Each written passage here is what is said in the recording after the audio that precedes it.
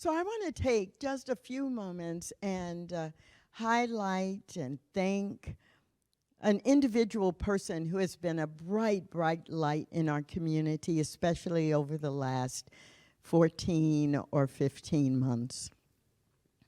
As you know, we frequently have changes in our community. That's why we're a community. Different people step into different roles and they leave when the next thing calls them. And so I want to acknowledge the service and the light that has come from Travis Lowry. Travis is someone who was a part of and still is a part of our community, who came here and began to learn and study and practice the principles of science of mind.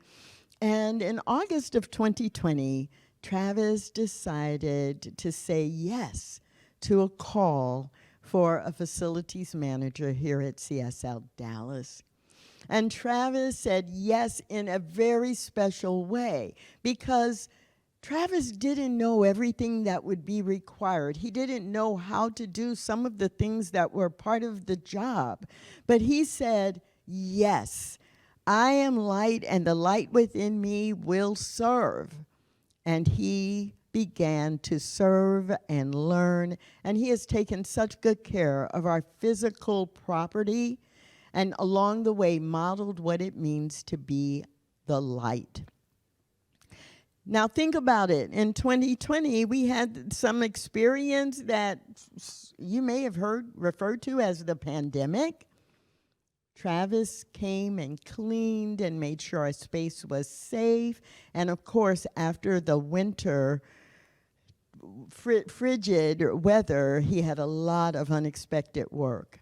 So I just want you to join with me in, from your very heart, from my heart, from the heart of God, saying thank you 3 times to Travis. And I invite you to say it out loud. Even though he cannot hear it, he will feel it energetically. So Travis, thank you, thank you, thank you.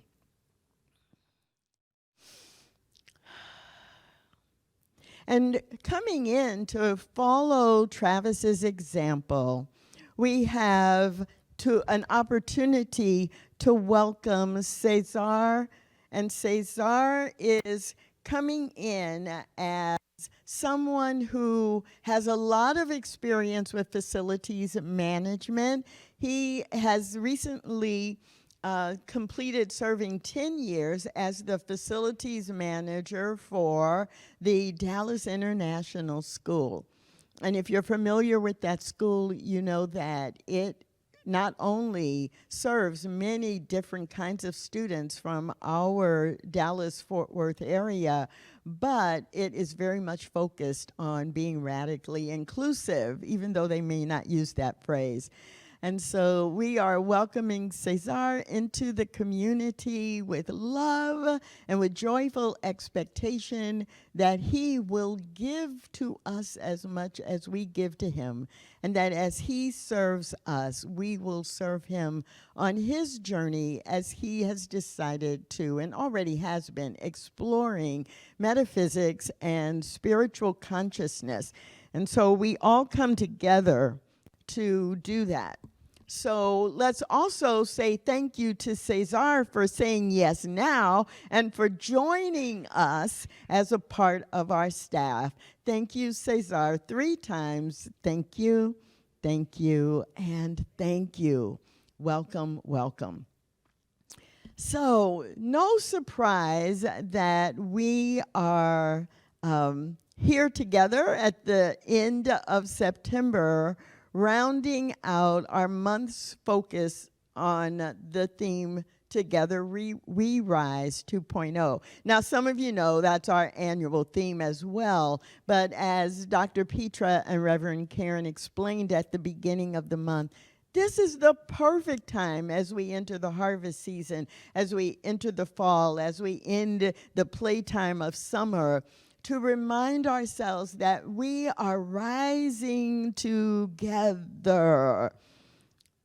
I often begin prayer or spiritual mind treatment with the phrase that I have coined and I won't say stolen, I will say adopted from the Reverend Homer Johnson, an African-American religious science minister from a few decades ago. And so I begin prayer often with, let's go upstairs. And this idea of together we rise is all about let's go upstairs to a higher consciousness. Let's live our lives in a higher plane. Let us not be stuck in the cement or sometimes what feels like the quicksand of our human experience. Let's rise above that by being very clear about our spiritual consciousness and that the truth of God is our truth as well. And it can be no other way, right? Because each one of us is made from that truth. And the reality is, as Tracy rises, then everyone Tracy comes into contact with is also rising. And if each one of us is rising, then the world rises. So it is not just, we don't just teach and practice science of mind for our individual arising, our individual ascending. That's not what we teach. We teach that you can use these principles and use these practices in your life as everyone else can, and together we all rise. So in this moment, I am going to invite you to be the example of knowing together we rise as we take 20 or 30 seconds of silence to raise our vibration of health, to raise our vibration of wholeness, to raise our vibration of body, mind, and soul being in alignment so that the best of health can express itself. Will you join me in that? Just 20 seconds of internal rising up in health and wholeness and wellness now.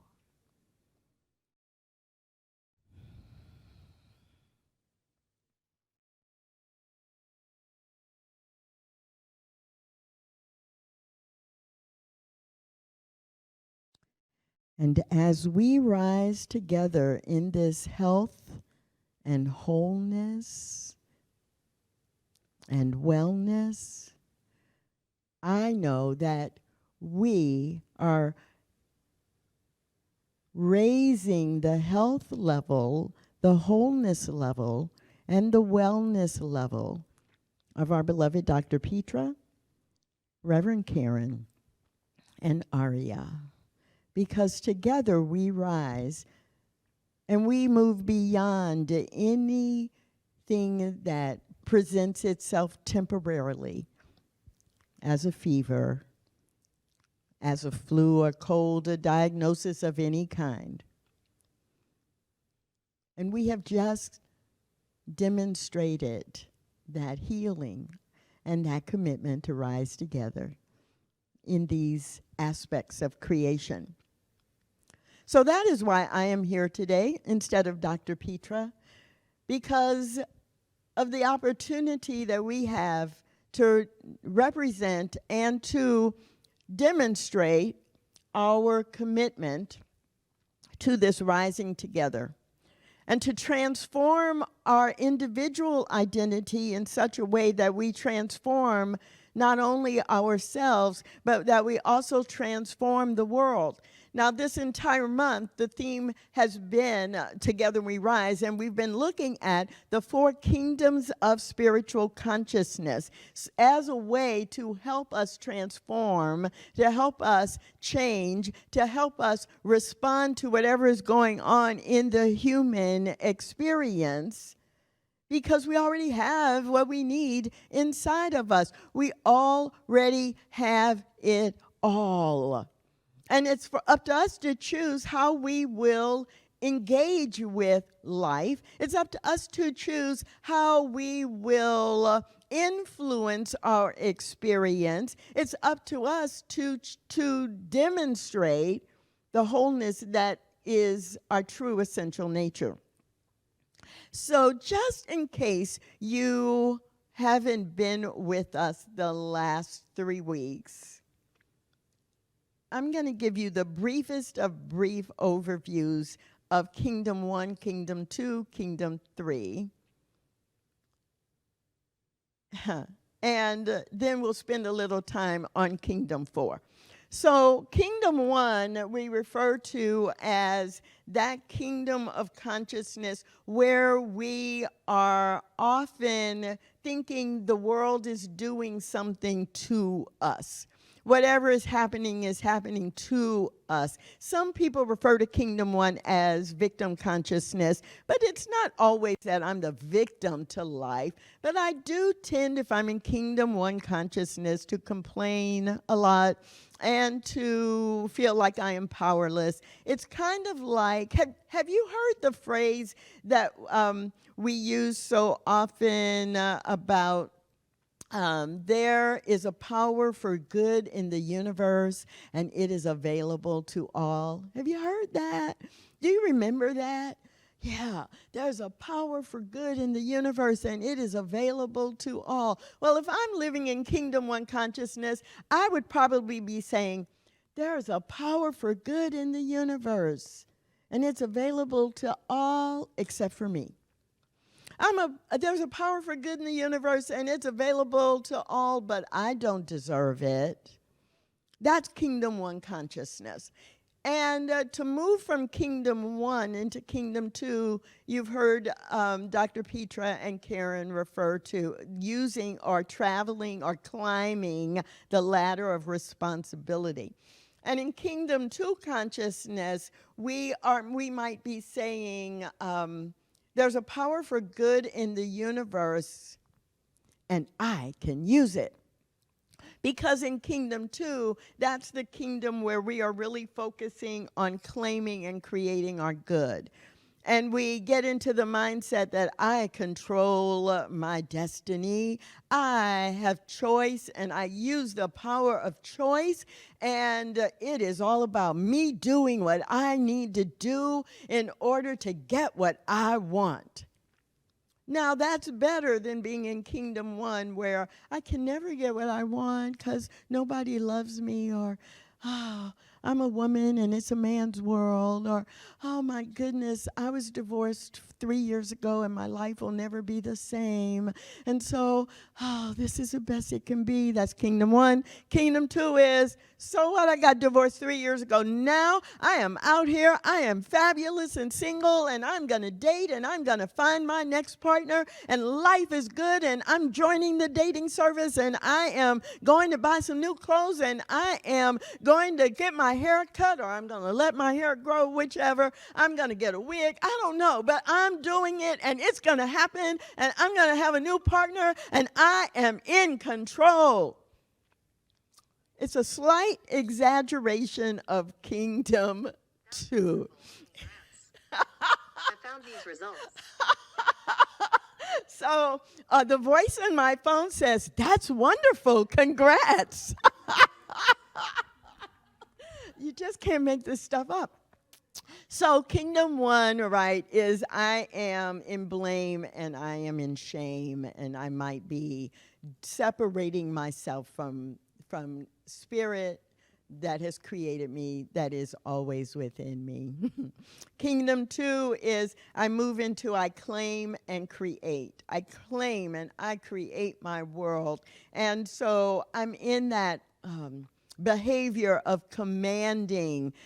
And if I'm not careful, I begin to think that I am commanding the universe to do my bidding. Now, I am influencing that, but I'm commanding everybody and everything in the world.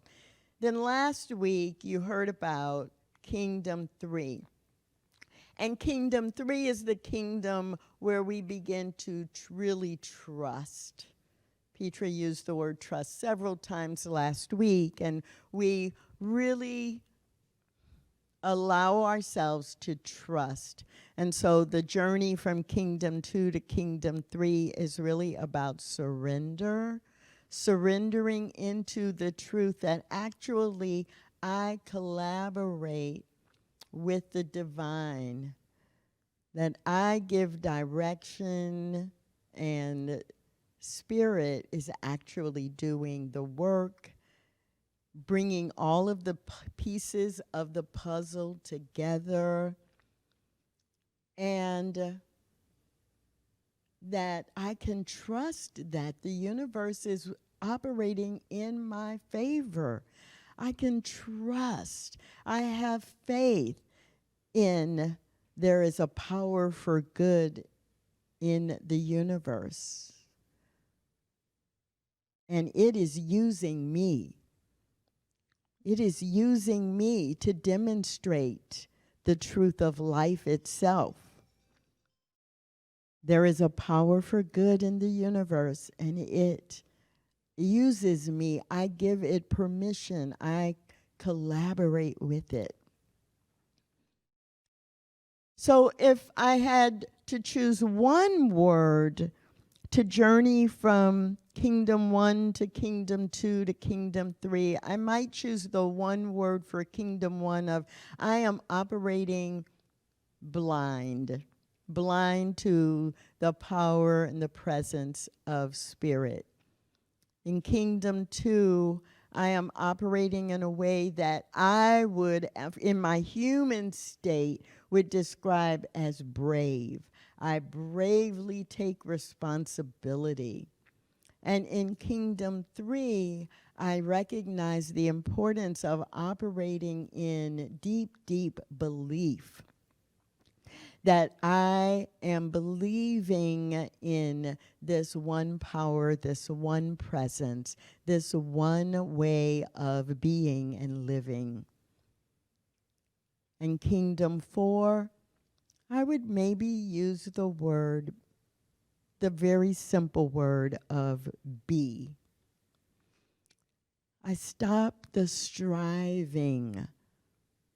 I don't have a checklist.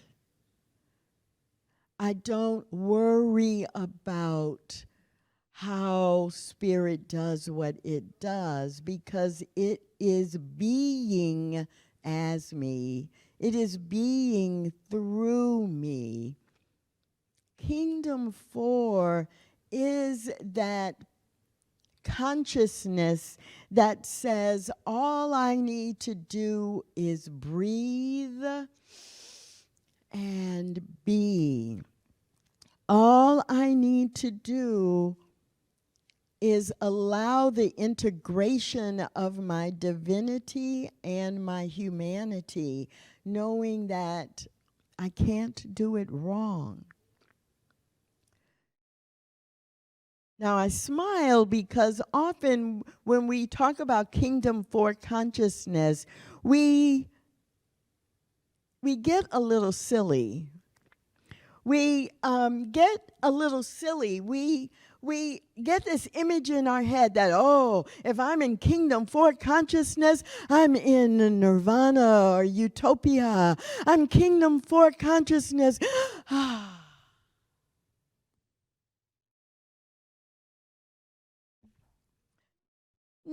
And that could be true. So I'm not saying that's all wrong. I mean, I think about one example when I knew for sure I was operating in Kingdom 4 consciousness. It was right here on this platform. I was standing at that podium, and I was doing an invocation. And it was particularly, it had been a very busy week and weekend, and I had come in that morning feeling very rushed and not very grounded. And about 20 minutes before the service, because I had to pray in everybody who was on the platform, that prayer centered me as well. And then the opening song was, I don't remember what it actually was, but it took me deeper within myself. And what I had been thinking 30 minutes before about doing, I was in Kingdom 2 consciousness for sure. I have an invocation to give, and it needs to be good, and I need to make sure everybody feels it, and this is what I'm going to do, and I got to use the 5 steps of treatment. I was so much in the what I am going to do that when I did the first prayer for the team, I released into Kingdom 3 consciousness of, oh, I don't have to work so hard. I can trust what Spirit is going to say through me. Then there was the music. And when I stood at that podium to do the invocation, I had no idea what I was going to say. I had no thoughts in my head. I took a deep breath. I have no memory of what words came out of my mouth, but I felt that prayer so fully in every cell of my body. When I got near the end of the prayer in the release phase, I knew the prayer was ending, and I knew I had to stay standing at the podium beyond and so it is, because I had no awareness of my legs being able to hold me up. My entire cellular structure changed in that moment, and I had to come back into my body before I could back away from the platform and sit down with tears streaming down my face. Now, I don't believe that in Kingdom 4 that is the way it always is. I'm just saying that image we put in our heads of, oh, it's going to be an out-of-body experience. It's going to be so perfect and sublime. It's like, oh, right? That's what we think. And then we think, I can never be in Kingdom 4. But that is not the totality of the Kingdom 4 experience of being the presence of the divine.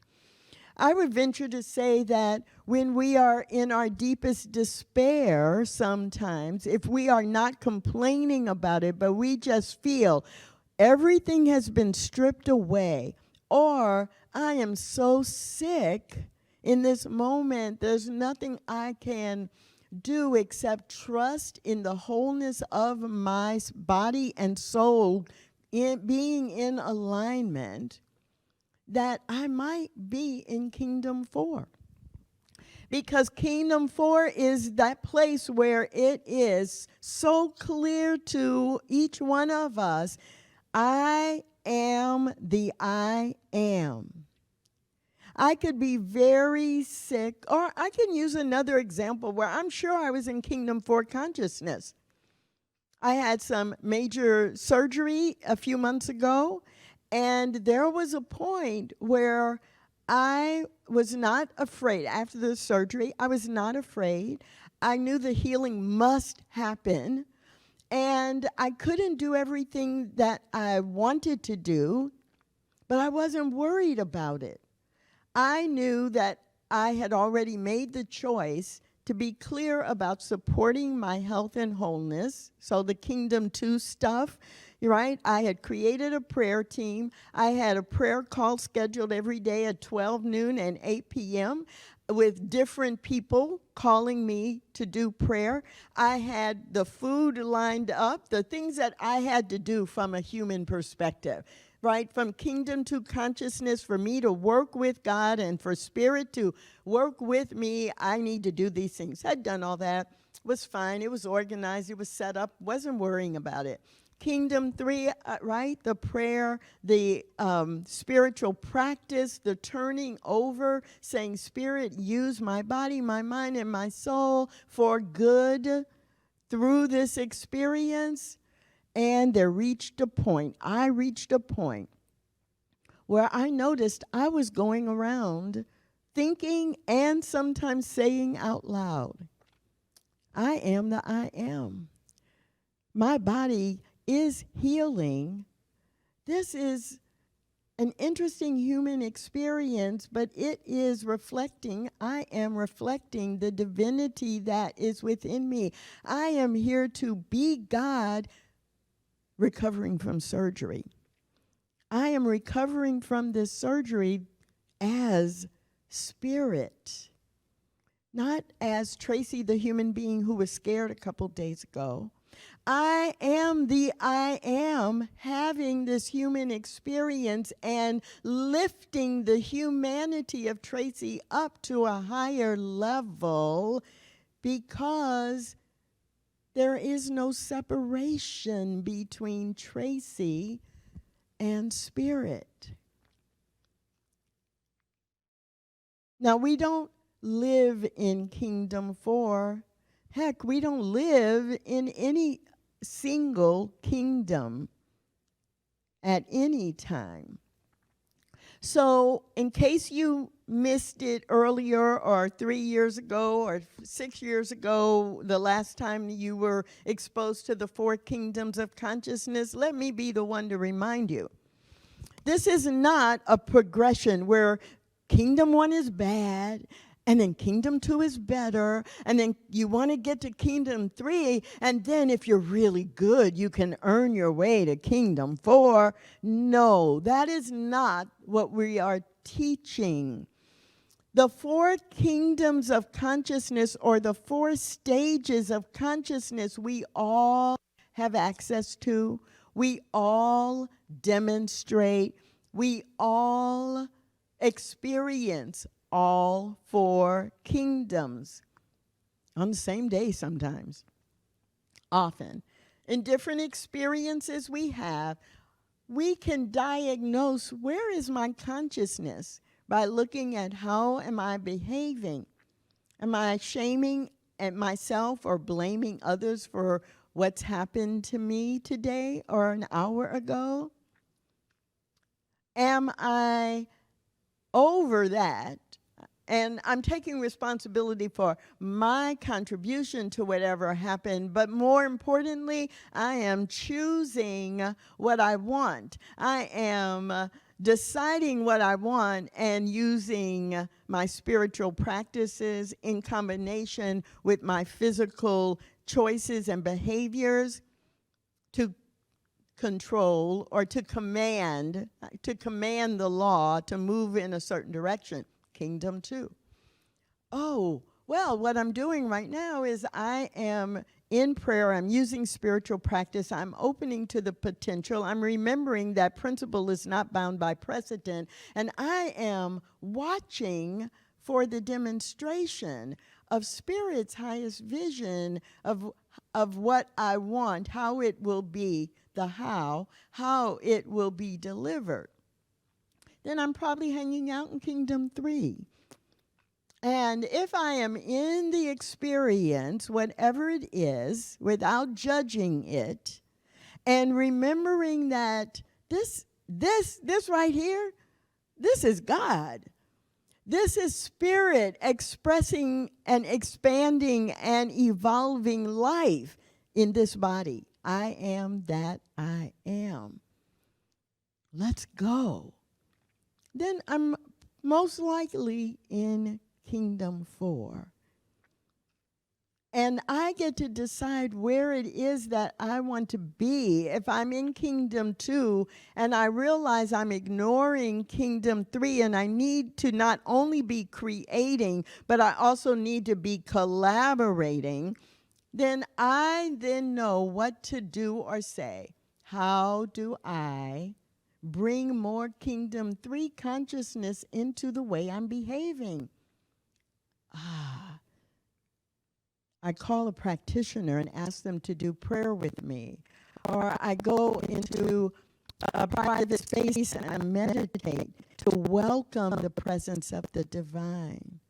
If I'm in Kingdom 3 and I'm doing my spiritual work, but I'm ready to elevate or proceed to experience Kingdom 4, where there's no striving and there's no judgment, then I also can use spiritual practice in that regard, knowing, maybe doing a mantra or writing an affirmation and repeating it over and over. I am that I am. There are no mistakes in God. God is expressing right here, right now, as me, as this recovery, as this experience. Isn't it fascinating to see God in action as I deal with this personality conflict? So this month, as we commit to Together We Rise, let us recognize that there are 4 stages of consciousness. There are 4 kingdoms, and we can use all of them. We just have to know what they are, and then remember to be intentional about how we experience our human life. That is how we individually rise, and that is how we rise together. Let us pray.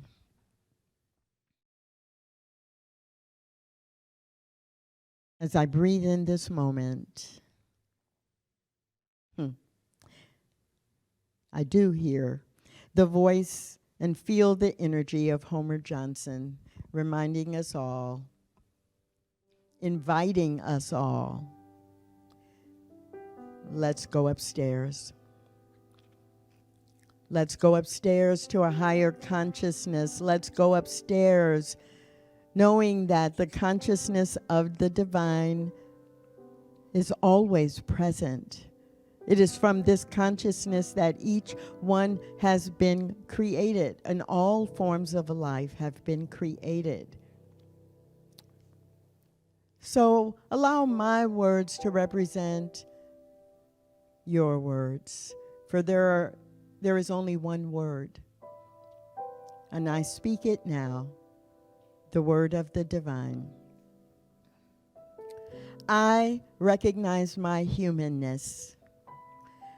I recognize my divinity. I know that I am both. So it is easy for me in this moment to recognize that in my human experience, I may find myself in Kingdom 1, Kingdom 2, Kingdom 3, or Kingdom 4. And all it is a temporary consciousness that invites me to experience the fullness of humanity. I refrain from judging any form of consciousness as bad. It is not bad. It is simply temporary. For the only consciousness that is permanent is the consciousness of spirit itself, always available to me, just a breath away, just a thought away. And I turn away from being blind to this consciousness. I remember there is a power for good in the universe. It is available to all, and I can use it. I move from being blind to being brave. And I recognize that in addition to being brave, I must believe in the one power. And as I believe, I demonstrate the ability to simply be the presence in physical form. I decide right now, right in this moment, to be the example of spirit expressing, to recognize every opportunity to be the demonstration of Kingdom 4 consciousness, stage 4 consciousness, without judging myself for being or experiencing any other level. I'm so grateful. I'm so grateful to be able to think about these things and to learn about consciousness and to commit to my own continuous growth. I am so very grateful for being a part of CSLDallas, a community where being spiritually progressive means the constant evolution into and through all levels of consciousness. And I am so grateful to breathe right here and now, knowing that as I rise, I inspire everyone else to rise. And together, we rise in a new way, into a new thought, creating a new world that has never existed before.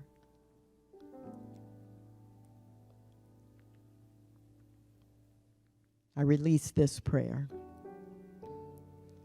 into spiritual activity, the automatic action and nature of the law.